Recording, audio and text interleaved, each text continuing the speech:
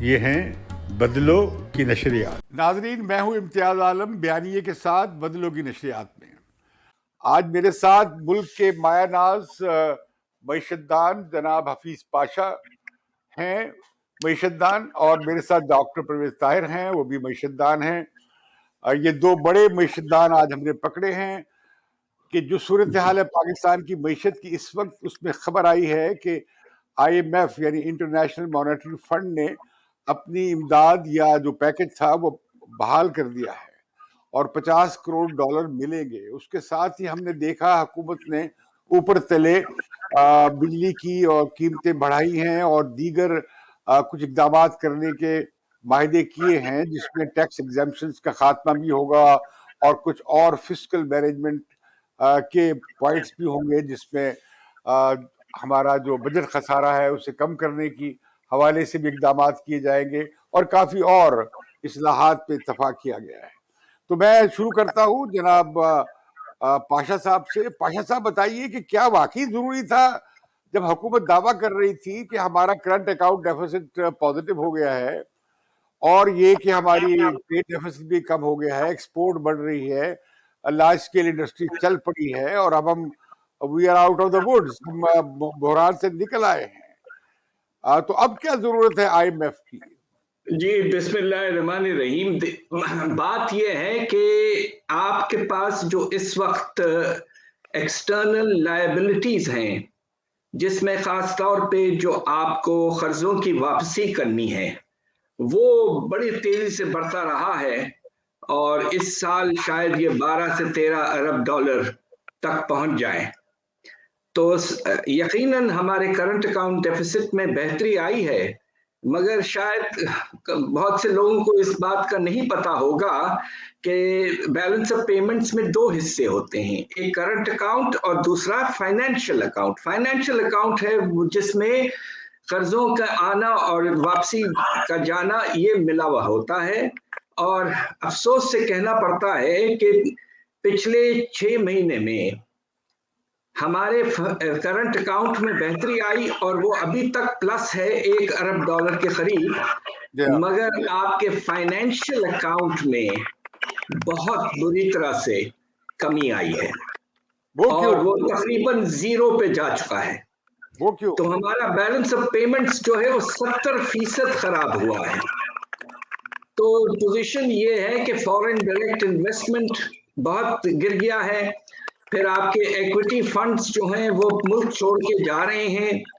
تو اس لحاظ سے پاکستان کے جو فلوز ہیں، ان فلوز اور آؤٹ فلوز، ان میں بیلنس کی ضرورت ہے، اور مارکیٹ میں تو کچھ کانفیڈنس پیدا کرنے کے لیے شاید اس بات کی ضرورت پڑے کہ آئی ایم ایف پروگرام کا اگر امبریلا ہو تو ہو سکتا مارکیٹ میں تھوڑی سی کانفیڈنس میں اضافہ ہو اور انفلوز بہتر ہو. یہ وجہ ہے. اس کی کیا امپلیکیشنز ہوں گی؟ اس کی امپلیکیشنز یہ ہیں کہ آپ کو اپنے جو پھر سے جو آپ کا رجحان گروتھ کی طرف جا چکا تھا، وہ اب آپ اس کو پھر سے واپس بیلنس کرنا پڑے گا، اور جو آپ کے دو خسارے ہیں، ایک بیلنس آف پیمنٹس میں اور دوسرا آپ کے بجٹ میں، اس پر آپ کو پھر سے غور کرنا پڑے گا، تاکہ یہ جو خاص طور پہ اس وقت بجٹ ڈیفیسٹ کافی تیزی سے بڑھ رہا ہے، اس کو کنٹرول کرنا پڑے گا. تو اس لحاظ سے ایک طرح سے جس طرح آئی ایم ایف نے کہا کہ آپ کو بیلنس رکھنا پڑے گا گروتھ میں اور سٹیبلائزیشن میں، یہ بات ہے. اچھا یہ بتائیے کہ یہ جو ڈیٹ مینجمنٹ کا جو ایشو ہے، کیا حکومت کی نظر ہے اس پہ کہ کیسے کیا جائے؟ ڈیٹ اب بہت بڑھ گیا ہے اس حکومت کے دور میں، اور وہ عمران خان کہہ رہے ہیں کہ انہوں نے پچھلے 2.5 سالوں میں $20 ارب واپس کیے ہیں. یہ تو جی پچھلوں کا بالکل کرا دھرا ہے. ٹھیک کہہ رہے ہیں، وہ ٹھیک ہے، مگر سوال یہ پیدا ہوتا ہے کہ آپ کا جو ایکسٹرنل ڈیٹ ہے وہ $115 ارب تک جا چکا ہے. جی. اور جب یہ حکومت آئی تھی تو اس کے بعد تقریباً 40 سے زیادہ ارب ڈالر کا اضافہ ہوا ہے یہ 2.5 سال میں. اس میں یقیناً 20 ارب ڈالر جو ہیں وہ ڈیٹ ری پیمنٹ کا حصہ ہے پرانے لونز کا، مگر نئے لونز جو لیے گئے ہیں وہ بھی تقریباً 20 ارب ڈالر سے زیادہ ہیں. اور اس کی وجہ یہ ہے کہ آپ کا over all balance of payments position میں اتنی بہتری نہیں آئی. تو اب سوال یہ پیدا ہوتا ہے کہ آپ کو 115 ارب ڈالر کے قرضے آپ پر بوجھ ہے اور اس کی ری پیمنٹ کی لائبلٹی کافی بڑھ چکی ہے. جی ڈاکٹر طاہر پرویز کی طرف آتے ہیں. ڈاکٹر صاحب آپ کیا کہیں گے؟ میرا تو یہ ایک سوال ہے حفیظ سے بھی کہ چلے گئے آئی ایم ایف کے پاس، کہ جو مسائل آپ نے بیان کیے کیا وہ 2 سال بعد جب یہ پروگرام ختم ہوگا حل ہو چکے ہوں گے؟ مجھے لگتا ہے ایسا نہیں ہوگا.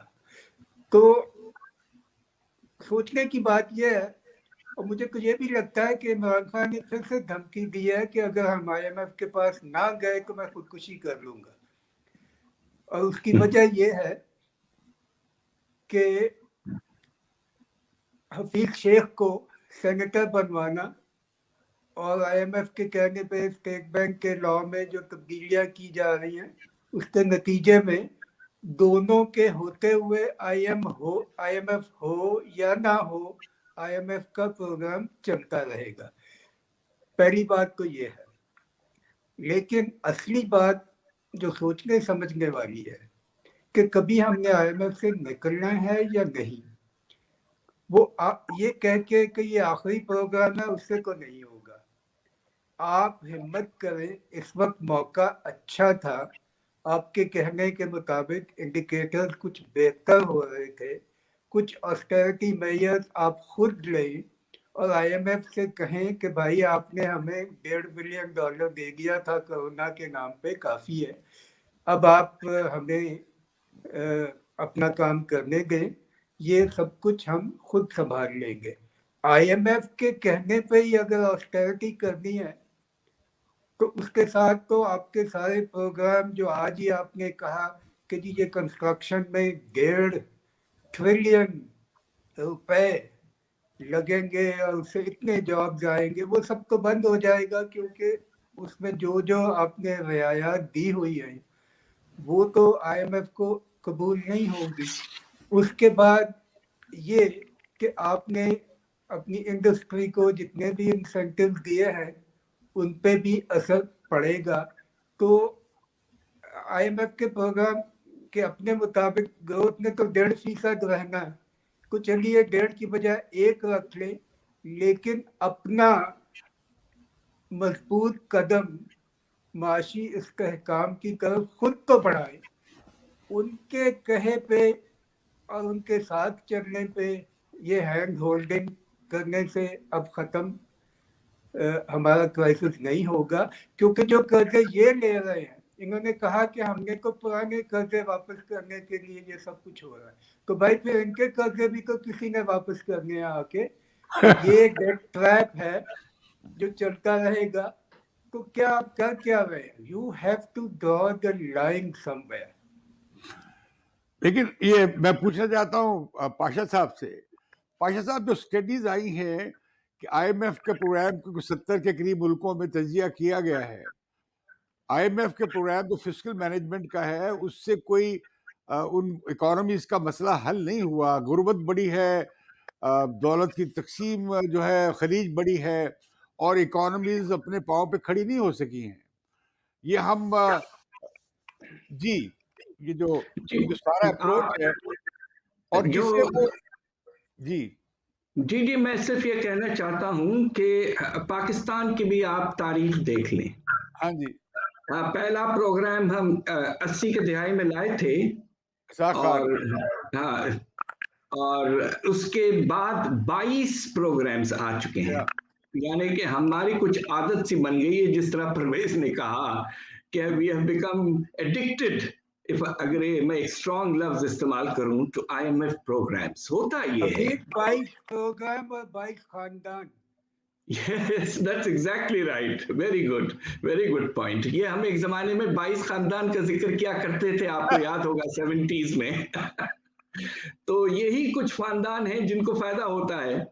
अब सवाल ये पैदा होता है कि इस वक्त क्या हम ये कर सकते हैं कि IMF प्रोग्राम से किसी तरह से छुटकारा हासिल किया जाए। बात दरअसल ये है कि इस हुकूमत में दो बड़े कंस्ट्रेंट्स मुझे नजर आते हैं, विद ऑल ड्यू रिस्पेक्ट्स। एक तो ये है कि इनमें जो मैंने पॉलिसी डिजाइन और कैपेसिटी में जरा लिमिटेशंस देखी हैं, और दूसरी तरफ उससे ज्यादा इम्प्लीमेंटेशन में मुझे मुश्किलात बहुत नजर आते हैं।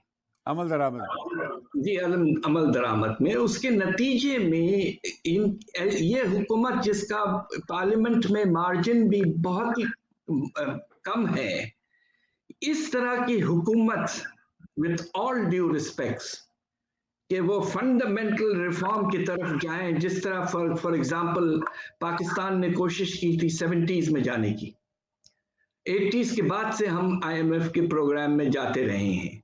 तो इस वक्त जिस तरह की हुकूमत है और जिस तरह के इकोनॉमिक मैनेजर्स हैं, तो मेरा ख्याल ये है कि इस वक्त शायद ये ऑप्शन जो है कि IMF की तरफ ना जाएं और खुद कफील सेल्फ रिलायंस की तरफ जाएं, ये वायबल ऑप्शन अनफॉर्चुनेटली इस वक्त नहीं है। अच्छा ये बताइए कि ये जो दस्तगरी की मैशत है हमारी, कि हमारे ज़राए कम हैं, खर्चे ज़्यादा हैं, हमारा इकोनॉमिक बेस छोटा है, उसके ऊपर एक ह्यूज हमने नेशनल सिक्योरिटी स्ट्रक्चर बना दिया है, स्टेट, एक अजीम स्टेट बिल्ड कर दी है, सुपर स्ट्रक्चर। क्या ये किसी तरीके से रिकंसाइलेबल है या सस्टेनेबल है विद दिस काइंड ऑफ दस्तनगर मैशत?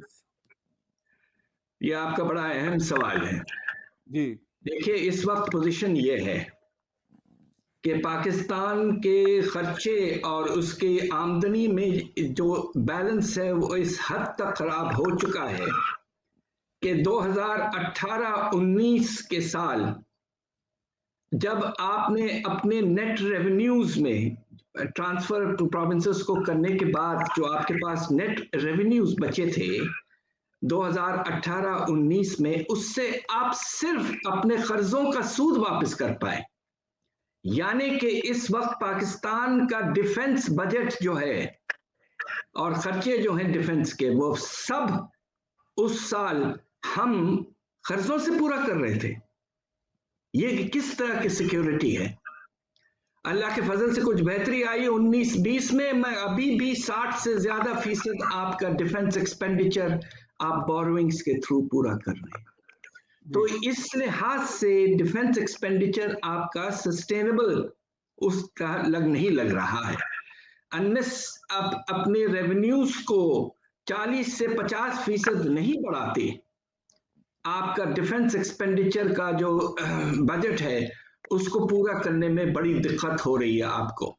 और इसलिए भी आने वाला टॉपिक आपका जो NFC पे है, उस पे इस इश्यू पे भी बात करेंगे हम। जी डॉक्टर साहब, आप कुछ कहेंगे इस मौजू पे मजीद? इस मौजू पे ये ठीक कहा गया कि सबसे बड़ा खर्चा जो है वो तो सूद की अदायगी है, कर्जों की वापसी है, और वो तो चाहे मांग तांग के करें, ये करते रहते हैं। ये एक्सपेंडिचर की तरफ से क्यों नहीं शुरू होते? दहाइयों से अब ये बात साबित हो गई है कि हमारा जो रेवेन्यू का निज़ाम है उसको रिफॉर्म करना कोई आसान काम नहीं है। आधी से ज़्यादा इकोनॉमी वैसे ही इनफॉर्मल है, और ऑर्गेनाइज सेक्टर भी जो है पूरी तरह टैक्सेस पे नहीं करता। ये सब हो नहीं पा रहा, और समझ जाना चाहिए। और आपको याद होगा कि ये खुद फौजी हुकूमतों ने भी कोशिश की थी टैक्स वसूल करने की, वो भी नहीं कर पाए थे। तो ये कोई ताकत के जरिए तो होगा नहीं। तो आप पहले शुरू करें अपने अखराजात की तरफ से। क्यों नहीं आप मिलिट्री एक्सपेंडिचर कुछ कम करते? कौन सी जंग छिड़ी हुई है? क्यों नहीं आप ये जो पेंशन का निज़ाम है इसको क्यों नहीं ठीक करते? उसके अलावा क्या ज़रूरत है 18वीं तरमीम के बाद इतनी सारी मिनिस्ट्रीज, और क्या ज़रूरत है ऐसे सब्जेक्ट जो सूबों के हैं उन पे अभी तक वफाकी हुकूमत अपनी वहाँ टांग अड़ाने के लिए खामखा जाती है तरक्की के नाम पे। ये सूबों के काम है, सूबों पे छोड़े। इनका तो दिफा, फॉरेन अफेयर्स और कुछ रेगुलेटरी चीज़ों के कोई काम नहीं है फेडरल गवर्नमेंट का इन सारे मामलात में दखल देने का। और सीसीआई को इफेक्टिव बनाना चाहिए, उसका अपना सेक्रेटेरिएट बनाना चाहिए। अब बहुत शुक्रिया नाज़रीन, ये थी बातचीत हमारी IMF की कि वो मुझे शेर याद आ रहा है कि बीमार हुए जिसके सबब, मीर बीमार हुए जिसके सबब, उसी अतार के लौंडे से दवा लेते हैं। IMF प्रोग्राम आप एक बार नहीं 22 बार कर चुके हैं, 23वें बार भी करके देख लीजिए। पाकिस्तान की 10 नगरी मीशत का जो शिकंजा है, जो क्राइसिस है, वो ख़त्म होने वाला नहीं है। उसके लिए बहुत फंडामेंटल तब्दीली लाने वाली हैं। उसके लिए पूरे स्टेट स्ट्रक्चर को और पॉलिसीज़ को और पैराडाइम्स को, इंक्लूडिंग सिक्योरिटी पैराडाइम्स को बदलने की ज़रूरत होगी कि हम उतने ही पाँव फैला सकें जितने हमारी चादर है, और ये कि हम अपनी हकीकी मीशत को, रियल इकोनॉमी को तरक्की दें, और अपने गैर ज़रूरी अखराजात और गैर ज़रूरी जो रियासी ढांचे बने हुए हैं, जैसे फेडरेशन के बेशुमार वजारतें हैं जो कि 18वीं तरमीम के बाद जिनकी ज़रूरत नहीं रही, उन्हें क्यों नहीं ख़त्म किया जाता, जिस तरह के हमारे माहिरीन ने कहा। अब आपसे इजाज़त चाहते हैं, अगली नशिस्त में हम बात करेंगे NFC अवार्ड पे, नेशनल फाइनेंस कमीशन पे। आपका बहुत शुक्रिया। बदलों की नशरियात को सब्सक्राइब करना मत भूलिए।